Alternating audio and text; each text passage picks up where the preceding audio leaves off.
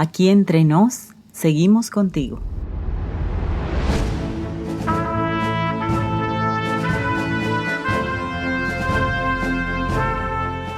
¿Qué tal, amigos? Bienvenidos a Aquí entre nos, un programa pensado en los maestros de escuela sabática. Nuestra lección para esta semana trata de algo que muy pocas veces se toca, ya que no está considerado dentro de los asuntos típicos del estudio de la Biblia. Pero como sabemos, la belleza de la escuela sabática radica precisamente en traer a nuestra consideración todo lo que enriquezca una concepción integral de Dios y la salvación que nos ofrece. Así que en esta ocasión hablaremos del trabajo y los aspectos educativos que de él se desprenden. ¿Quieres compartir con tu clase las valiosas lecciones que se derivan de este estudio? Pues entonces, comencemos. Las herramientas básicas para cada segmento de tu repaso están en el sábado enseñaré, el título que identifica el material auxiliar para el maestro. Apenas tengas tu folleto de maestros a mano y dispongas de unos minutos para la lectura y la reflexión, busca El sábado enseñaré entre las páginas 130 a 133 y extrae todas las ideas que puedas para construir tu repaso con la clase. Primer segmento, motiva, 1 minuto. Acelera el corazón de tus alumnos motivándolos con una razón válida de por qué esta lección es importante para sus vidas. Comenzar el repaso con una clase interesada es la mejor manera de iniciar la conducción de la lección. Haz uso de una pregunta abierta que logre esto mientras vislumbras una perspectiva de la importancia de la lección. Prueba con algo como lo que sigue. ¿Dejó Dios el trabajo como parte de la maldición introducida por el pecado? ¿O es una bendición para la raza humana? Pues esto constituye el centro de nuestro repaso de hoy. Y como sabes, pasas a la siguiente sección sin que se dé ninguna respuesta. Segundo segmento, explora, 15 minutos. Extrae de la mente de tus alumnos los 3 aspectos más edificadores del carácter que la lección contiene. Escojamos 3 aspectos que enriquezcan el carácter de los alumnos mientras nos permiten repasar lo más importante de la lección. En primer lugar, el trabajo antes y después del pecado. Este es posiblemente el asunto de mayor interés en esta lección, ya que contiene la respuesta a nuestra pregunta inicial en cuanto al trabajo como parte de la maldición que introdujo el pecado o como una bendición para nuestra vida. Para analizar mejor esto, debemos ir directamente a la situación que muestra lo que ocurre justo después de la caída humana. Invita a tu clase a leer Génesis capítulo 3, versículos 17 al 19, y luego pregúntales qué fue lo que recibió maldición. El texto dice: Y el hombre dijo: por cuanto obedeciste a la voz de tu mujer y comiste del árbol que te mandé diciendo, no comerás de él, maldita será la tierra por tu causa. Con dolor comerás de ella todos los días de tu vida. Espinos y cardos te producirá y comerás las plantas del campo. Con el sudor de tu rostro comerás el pan hasta que vuelvas a la tierra, porque de ella fuiste tomado, pues polvo eres y al polvo volverás. Hay 2 cosas que deberían destacarse en este aspecto. En primer lugar, que lo que recibió la maldición fue la tierra, puesto que iría perdiendo su productividad. Y en segunda instancia, que como consecuencia de esto, el esfuerzo humano en cultivarla aumentaría. Y aquí es importante introducir que el trabajo ya era parte de la vida humana antes de la caída. Para esto, recuérdale a la clase que hay varias cosas en la actualidad que tuvieron su origen en el mundo sin pecado.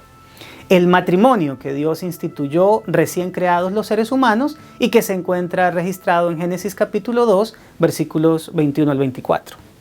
El sábado como día de reposo, ejemplificado por el mismo Dios cuando lo instituyó. Eso lo encuentras en Génesis 2, 2 y 3. Y en tercer lugar, el trabajo. Es poco común que nos refiramos a este tercer aspecto de la experiencia humana antes de la caída, pero siempre ha estado ahí, registrado en el libro de los orígenes. Invita a 2 miembros de tu clase a leer Génesis 1:28 y Génesis 2:15 y luego pregunta, ¿en qué consistía el trabajo humano en el mundo perfecto? Si acaso necesitas especificar las respuestas, estas son: la administración del planeta, señorearse de él, y el cultivo del jardín del Edén. Pero aquí no termina todo. El trabajo, además de haber estado en el paraíso y de ser parte de nuestra actualidad, también será un componente de la vida después de que el pecado haya quedado exterminado. Asimismo como lo es el sábado, puesto que se seguirá guardando, en la tierra nueva existirá la productividad generada por el trabajo. Pregúntale a tu clase si ellos creen que el trabajo humano será requerido en la tierra nueva y luego léeles Isaías 65:21. Edificarán casas y morarán en ellas, plantarán viñas y comerán del fruto de ellas. Añade que las labores agrícolas y de construcción harán parte de la vida sin fin en un mundo libre de toda maldad. De esto se puede concluir que el trabajo no es ninguna maldición, sino que así como el matrimonio y el sábado son parte del plan de Dios para nuestra felicidad, el trabajo también lo es. Y esto nos lleva al segundo punto. ¿Qué es el trabajo? Muchos habíamos creído que el trabajo había venido como una consecuencia del pecado debido a la connotación en nuestro idioma de la palabra. Su procedencia es de la expresión latina trepaliare, que significa literalmente torturar, infligir sufrimiento o agonía. Y en muchos casos, la actividad que se realiza para tener con qué llevar alimento en la casa y pagar las deudas conduce precisamente a esto en nuestra mente. Por otro lado, cuando no se tiene un trabajo y se está pasando necesidad, muchos oramos fervorosamente por tener uno, por el cual estamos muy agradecidos al comienzo. Pero luego algo sucede y se nos convierte en una carga, algo rutinario y cansador. Sin embargo, la lección nos invita a mirar el trabajo no desde este punto de vista etimológico, es decir, desde el origen de la palabra, sino desde una óptica espiritual, como un llamado para el cual Dios nos ha dotado con talentos y dones. ¿Cómo puede ser esto posible? En primer lugar, veamos el trabajo como una manera de honrar a Dios. ¿Qué tal si la clase repite de memoria 1 Corintios 10:31? Si pues coméis o bebéis o hacéis otra cosa, hacedlo todo para la gloria de Dios. Este texto no solo se debe aplicar al estilo de vida saludable, debe ser usado para todo lo que hacemos, incluso trabajar. En segundo lugar, llevar a cabo aquello para lo cual Dios nos dio capacidades produce un inmenso placer, ya que conecta eso para lo cual somos buenos con la satisfacción de hacer las cosas bien.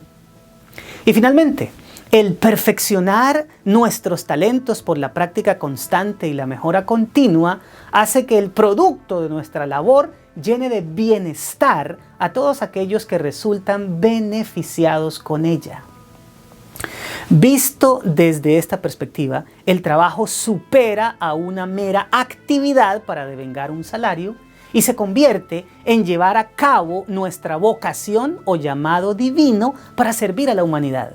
Desde esta óptica, la educación cristiana deja de ser la preparación de jóvenes para conseguir empleo y pasa a convertirse en la manera de ayudarles a descubrir aquello para lo cual Dios los llamó.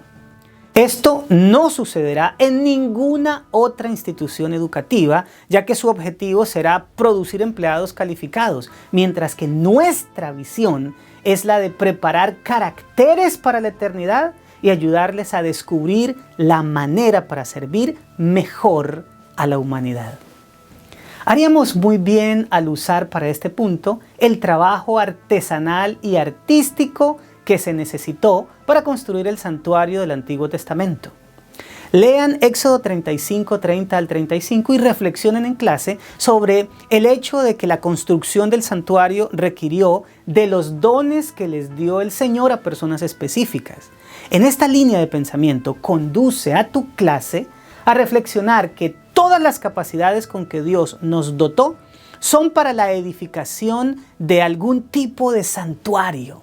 Es decir, una manera en que la gente pueda encontrarse con Dios. Mira, una buena cantidad de productos y servicios en cuya elaboración o prestación podríamos involucrarnos pueden hacer que la vida de la gente sea mejor y hasta se convierta en un motivo de gratitud al Señor. De esta manera, nuestro trabajo produce un santuario que conecta a Dios con los demás. Finalmente, hay una cosa más por la que el trabajo es algo extraordinario y tiene que ver con el cuarto mandamiento. Cuando leemos Éxodo capítulo 20, versículos 8 al 11, notamos que la orden divina no solamente consiste en descansar el séptimo día, sino en trabajar el resto de la semana. En realidad, reposar no tendría sentido si no hubiera algo de lo cual hacerlo. Así que tanto el trabajo como el descanso sabático tienen una cosa en común: pasar tiempo con Dios. Esto significa que mientras nuestras tareas cotidianas nos llevan a realizar cosas teniendo a Dios como nuestro compañero, el día de reposo nos llama a adorarlo de manera exclusiva como nuestro Creador.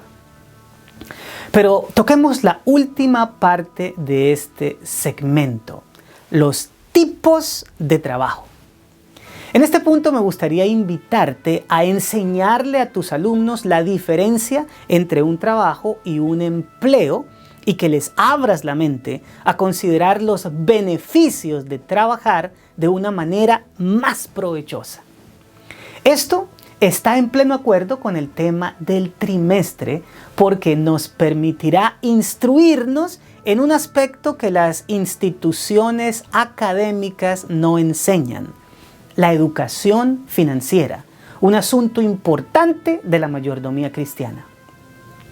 Según el autor secular Robert Kiyosaki, uno de los educadores más conocidos en esta rama, existen 4 maneras para ganarnos la vida: siendo empleados, autoempleados, dueños de un negocio o inversionistas.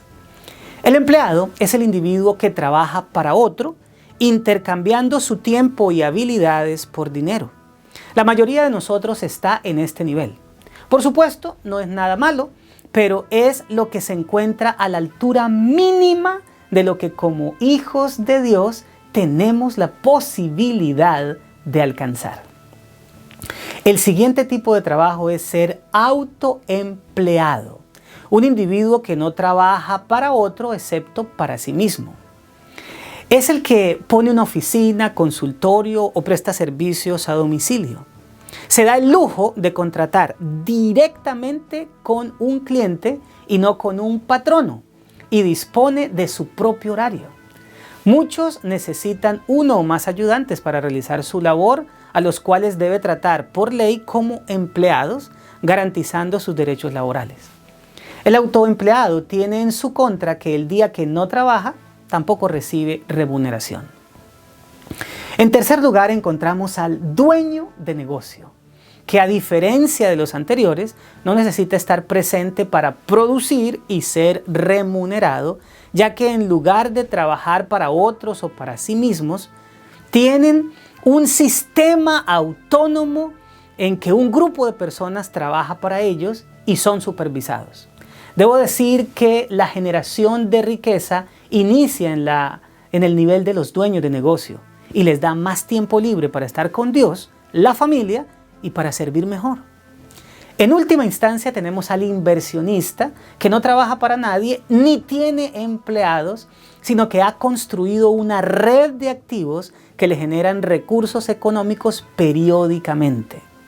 Para llegar a esta altura, el inversionista tuvo que trabajar de una manera distinta a lo que estamos acostumbrados, ya que al adquirir sus inversiones hizo el trabajo una sola vez y luego ellas se encargaron de seguir produciendo indefinidamente. En los 2 últimos niveles de dueño y de inversionista es que nuestros hermanos judíos se han especializado, garantizando así que su observancia del sábado no dependa de la buena voluntad de otro. En lo personal pienso que debemos seguir su ejemplo para que en lugar de que el común de nuestros pedidos de oración sea encontrar un buen empleo, el motivo sea para que Dios nos otorgue empleados dignos de confianza e inversiones adecuadas. Trabajar es servir a los demás de acuerdo con las capacidades con las que Dios nos ha dotado, mientras que estar empleado es hacer lo que otro nos pide y no siempre esto estará en armonía con lo que nos produce satisfacción.